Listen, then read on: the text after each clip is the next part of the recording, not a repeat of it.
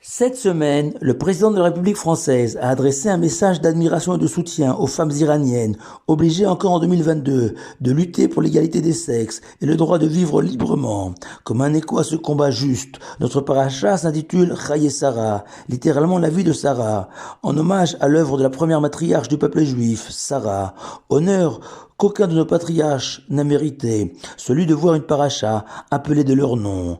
Car loin des clichés parfois véhiculés sur le statut de la femme dans le judaïsme, la Torah a gravé en lettres de feu, dans les 10 commandements, notre reconnaissance du rôle égal de l'homme et de la femme dans la société.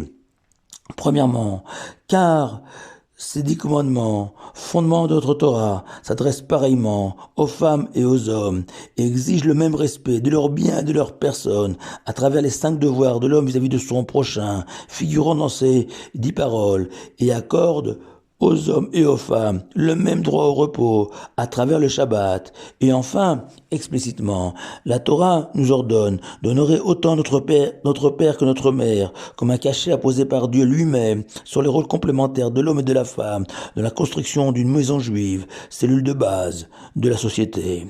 Telle Sarah, la première maman de notre histoire, où paradoxalement, le Talmud loue sa discrétion et sa pudeur, en soulignant que la Torah met en avant le fait que Sarah se tenait dans sa tente, en retrait, alors qu'Abraham, lui, accueillait seul les invités. Et le roi David va même jusqu'à écrire « resplendissante » et la fille du roi à l'intérieur, comme si la femme juive se devait d'être effacée, cachée du regard de la société.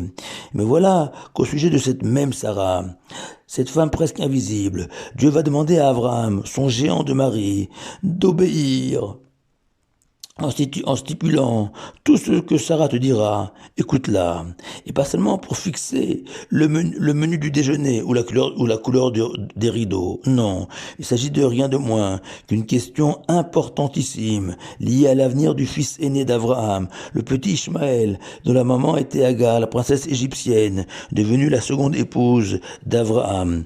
Car devant la mauvaise conduite de Ishmaël et l'influence néfaste qu'il pourrait avoir sur Yitzhak, son propre fils, Sarah va exiger son renvoi, et Abraham naturellement s'y oppose. Ishmaël lui aussi, et son enfant, la chair de sa chair. Et l'Éternel va donner raison à Sarah, et Abraham s'exécutera, et chassera Ishmaël, épreuve insupportable pour un père qui plus est connu pour son infinie bonté. Preuve que Sarah n'était pas insignifiante dans son foyer, simplement à l'image du corps humain, où si on a l'impression que ce sont les pieds, les mains, les yeux, la bouche, les oreilles, ces organes apparents qui font, qui agissent. Mais nous savons tous que les organes vitaux sont le cœur, le poumon, le cerveau et les reins invisibles. Et du fait de leur importance et de leur fragilité, ils doivent être protégés et dissimulés. Mais en pratique, ce sont ces organes qui décident de tout. Dans l'esprit de la bonne lecture, d'un des dictons apparemment les plus misogynes possibles, cité dans un midrash, quelle est la définition d'une femme de qualité? C'est celle qui fait la volonté de son mari. Mais que nos sages expliquent ainsi. Quelle est la définition d'une femme de qualité? C'est celle qui fait, dans le sens qui oriente, qui façonne la volonté de son mari vers le monde de la Torah et des mitzvot.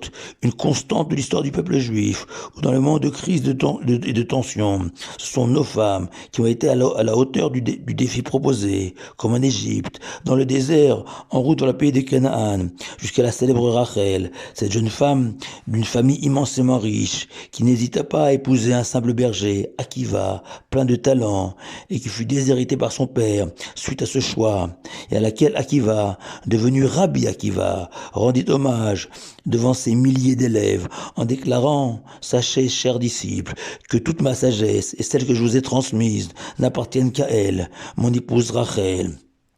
À nouveau, une femme au caractère fort, rester des années dans l'ombre de sa maison.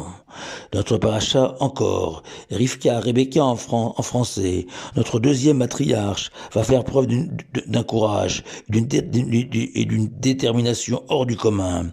Élevée dans une maison sans grande morale, Rivka va décider seule, contre la volonté de son père et de toute sa famille, de quitter sa maison, sa famille, son pays natal, pour épouser Yitzhak au pays des Canaan. Rivka, à peine âgée, de 14 ans, selon Tosfot, ces sages français du Moyen-Âge. Et toujours le même paradoxe, la Torah raconte que Rivka va discrètement intervenir et changer le cours de l'histoire.